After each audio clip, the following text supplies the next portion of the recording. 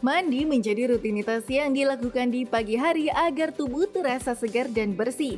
Tak hanya itu, ternyata mandi juga bisa menyehatkan tubuh kita loh. Baik mandi menggunakan air hangat ataupun dengan air dingin. Keduanya bisa memiliki manfaat berbeda. Berikut ini ada sederet manfaat mandi untuk kesehatan. Yang pertama, mandi bisa menyehatkan jantung.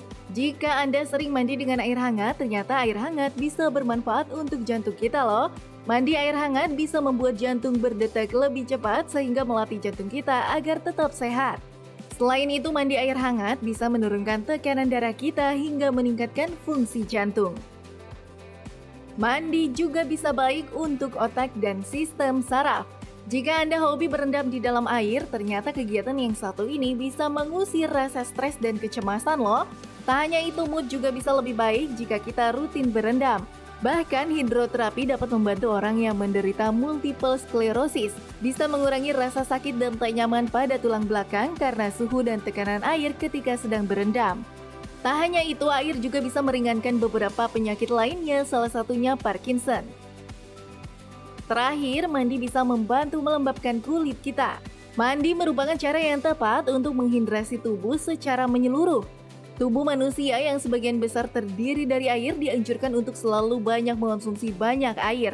Namun mandi ataupun berendam juga bermanfaat baik untuk tubuh membersihkan diri terutama ketika menggunakan air hangat. Begitu juga dengan air dingin yang memiliki manfaat lain untuk menghidrasi tubuh kita.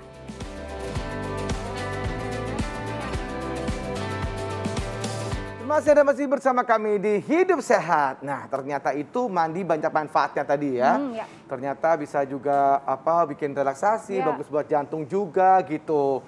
Tapi rata-rata juga bagusnya dengan menggunakan air hangat ya, Dok. Coba seperti apa tuh, Dok? Kita masih membahas dengan tadi ada pertanyaan yang terkait dengan jika badan sehat, mandi pagi lebih sehat dengan menggunakan air dingin, Dok.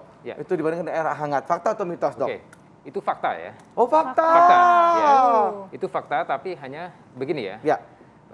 Sebenarnya tidak bisa di head to head ya antara air dingin dengan air hangat ya. Karena sebenarnya untuk air dingin ini sendiri dia memiliki manfaat tersendiri. Kemudian air hangat juga punya manfaat tersendiri. Contohnya begini, kalau kita mandi dengan air dingin ya di pagi hari, manfaatnya apa? Kita menjadi lebih lebih fresh ya. Kemudian fresh dan juga sirkulasi darahnya menjadi lebih lancar ya. Nah, kalau mandi dengan air hangat, nah ini juga punya resiko nih. Resikonya tentunya ya, apalagi kalau terlalu lama. Nah, ini juga penting. Jadi pemirsa kalau mandi juga tidak boleh terlalu lama. Contohnya apa? Kalau dengan air hangat nanti juga ada resiko kulit kita menjadi lebih kering. Nah, itu yang harus diperhatikan. Jadi sebetulnya masing-masing punya manfaat ya. Dengan ada juga mengatakan bahwa dengan mandi di pagi hari ya dengan air dingin ya akan membuat tubuh menjadi lebih rileks ya, lebih bersemangat dan sebagainya. Ya. Nah, Dokter untuk lamanya ini kan tadi jangan terlalu lama ya, Dok ya. Yang waktu ideal untuk mandi itu durasi sewajarnya berapa, Dok? Oke, ini penting sekali nih. Mungkin banyak yang belum tahu ya pemirsa ya. Jadi idealnya adalah dari penelitian 5 sampai 8 menit. Maksimal ada beberapa 5 sampai maksimal 10 menit ya, maksimal 10 menit. Jadi maksimal 10 menit. Ya, maksimal 10 menit. Itu dengan kena air terus atau sambil berendam 5 sampai 10 menit?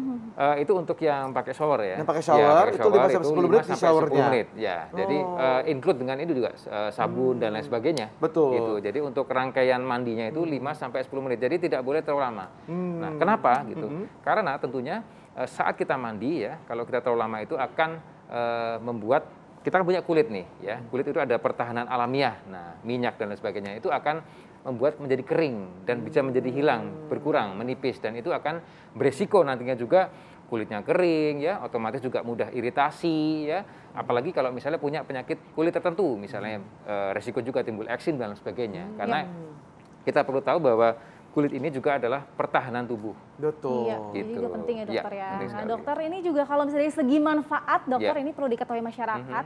Nah, bagusan mandi pagi, mandi malam, atau mungkin mandi sore, ini yang mana yang lebih sehat, Dokter? Wah, ya jadi kalau harus memilih ya, harus memilih sebenarnya tidak bisa dipilih ya. Tidak bisa di head to head gitu ya. Tidak bisa karena masing-masing memiliki manfaat tersendiri gitu. Betul sekali. Jadi mandi pagi sehat juga, mandi malam juga sehat juga gitu kan ya. Dan tadi mungkin ada yang banyak bertanya bahwa nanti mandi malam itu rematik dan segala macam, itu tidak ada hubungannya ya dok ya. Boleh dijawab lagi tadi dok, mungkin dok kenapa itu bahwa tidak ada hubungannya dengan rematik itu, supaya lebih paham di masyarakat. Betul sekali. Dan tadi harus ditekankan juga ya, antara mandi pagi hari, mandi sore hari, mandi malam hari, tentunya juga dibedakan antara mandi dengan air dingin atau mandi dengan air hangat. Nah, karena itu juga ada dua versi ya, dua manfaat ya. Contoh misalnya gini, yang penting juga kalau kita malam hari nih suhu udara lagi dingin-dinginnya, terus kita mandi pakai air dingin. Nah, sebetulnya itu tidak dianjurkan ya, apalagi kondisi tubuh kita sedang tidak fit. Karena apa? Karena memang ada sih satu penelitian, tapi memang belum established ya, penelitiannya mengatakan bahwa dalam kondisi tubuh kita yang perubahan suhu yang tiba-tiba nih ya, misalnya kita gerah langsung kasih dingin, itu akan menurunkan sistem imun tubuh kita juga.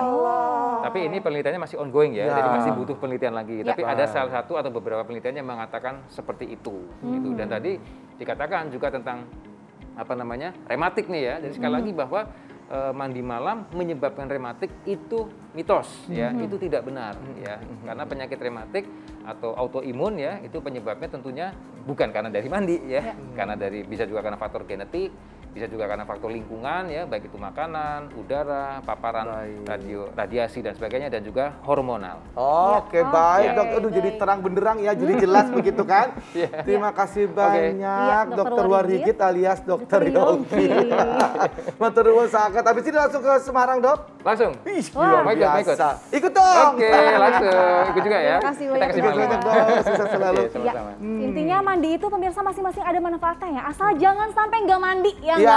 Betul. Banyak alasan harus tetap mandi ya. Betul. Dan jangan lupa untuk nonton Hidup Sehat setiap hari Senin sampai dengan Jumat jam 9 pagi. Bersama saya Indra Bekti. Saya Dr. Sabrina. Indonesia Hidup Sehat. Dadah.